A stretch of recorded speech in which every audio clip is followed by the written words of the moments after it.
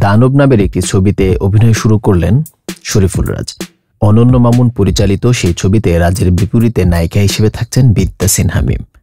মাসের শেষ দিকে এসে জানা গেল মিমের সঙ্গে নয়, তাসনিয়া ফারিনের সঙ্গে জুটি আসতে চলেছে শরীফুল রাজের। ইনসাফ নামের ছবির পরিচালক সঞ্জয় সাদ্দাম। সবকিছু ঠিকঠাক থাকলে সামনের ফেব্রুয়ারিতে শুটিং করতে চান পরিচালক। গতকাল রোববার দুপুরে গণমাধ্যমকে এমনটাই জানান ইনসাফ পরিচালক। র্যাম্প মডেলিং দিয়ে বিনোদন অঙ্গনে শরীফুল রাজের পথ চলা শুরু। প্রথম ছবি আইসক্রিম দিয়ে নজর কাড়েন সবার।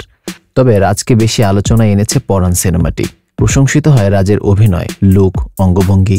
এরপর তার অভিনীত হাওয়া, দামাল, কাজল রেখা, দেয়ালের দেশ ও ওমর মুক্তি পায়।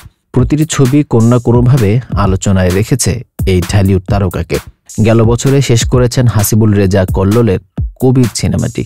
ছবিতে তার সহশিল্পী কলকাতার ইধিকা পাল। এরপর নতুন কোনো ছবিতে অভিনয়ের খবরে ছিলেন না তিনি। তবে এই সময়টায় বেশ কয়েকটি চলচ্চিত্রের চিত্রনাট্য পড়েছেন। সেখান থেকেই ভালো লেগে যায় ইনসাফ। রাজ বলেন, দর্শকদের সামনে সবসময় নতুনভাবে আসতে চাই, যে কারণে চিত্রনাট্যের ওপর বেশি গুরুত্ব দিচ্ছি। এই কারণে অনেক সময় অনেকের সঙ্গে হয়তো সম্পর্ক খারাপ হয়, কিন্তু আমি সবসময় ভালো চরিত্রের জন্য অপেক্ষা করেছি। শুটিংয়ে থাকলে আমার বেশ ভালো লাগে, বরং শুটিং না করলে কেমন জানি লাগে, স্বস্তি পাই না। তবে ভালো গল্প ও চিত্রনাট্য না পেলে তো আর হবে না। তবে দীর্ঘদিন নতুন কোনো ছবিতে কাজ না করলেও নিজেকে তৈরি করছেন রাজ।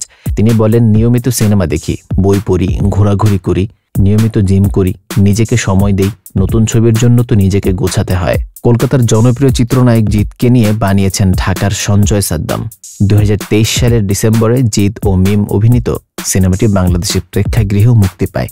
এরপরে শোনা গিয়েছিল দ্বিতীয় ছবির কাজ শুরু করতে যাচ্ছেন এই পরিচালক। কিন্তু সবকিছু চূড়ান্ত করতে করতে 2025 সালের জানুয়ারি হয়ে গেল। জানা গেছে 28 জানুয়ারি এই ছবির আনুষ্ঠানিক ঘোষণা আসবে। ছোট পর্দায় তাসনিয়া ফারিনের অভিনয় জীবন 8 বছর হতে চলল। শুরুর দিকে ফাতেমা নামের একটি সিনেমায় অভিনয় করেছিলেন। ধ্রুব আহসান পরিচালিত সিনেমাটি গেল বছর প্রেক্ষাগৃহে মুক্তি পেয়েছে। সম্প্রতি শেষ হওয়া ঢাকা আন্তর্জাতিক চলচ্চিত্র উৎসবেও ছবিটি প্রদর্শিত হয়। দেশে মুক্তির আগে এই ছবিটি দেশের বাইরে একাধিক চলচ্চিত্র উৎসবে প্রদর্শিত হয়েছিল। তবে দেশের আগেই কলকাতার প্রেক্ষাগৃহে ফারিনের অভিষেক হয়ে গেছে। অত্ন ঘোষ পরিচালিত আরও এক পৃথিবী নামের এই ছবির জন্য ভারতে পুরস্কারও পেয়েছেন ফারিন। এবারই প্রথম মূলধারার ছবিতে কাজ করতে যাচ্ছেন তিনি। শুটিং শুরুর আগে ছবিটি নিয়ে কোনো কথাই বলতে চান না। শরীফুল রাজ ও তাসনিয়া ফারিন জুটির প্রথম চলচ্চিত্র ইনসাফ।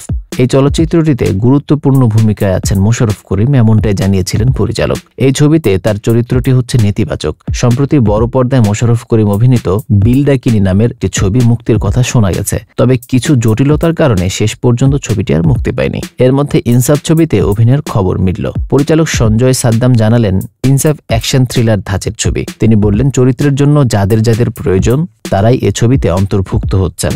এতটুকু বলতে পারি, দারুণ একটি গল্পের ছবিটি আমরা বানাতে যাচ্ছি। এটা আমার ড্রিম প্রজেক্ট। সেই স্বপ্নের প্রকল্পটা দর্শকের কাছে সুন্দরভাবে উপস্থাপন করতে চাই। বিনোদন জগতের আরও খবরাখবর পেতে আমাদের N24 বাস চ্যানেলটি অবশ্যই সাবস্ক্রাইব করে রাখবেন। লাইক, কমেন্ট এবং শেয়ার করুন।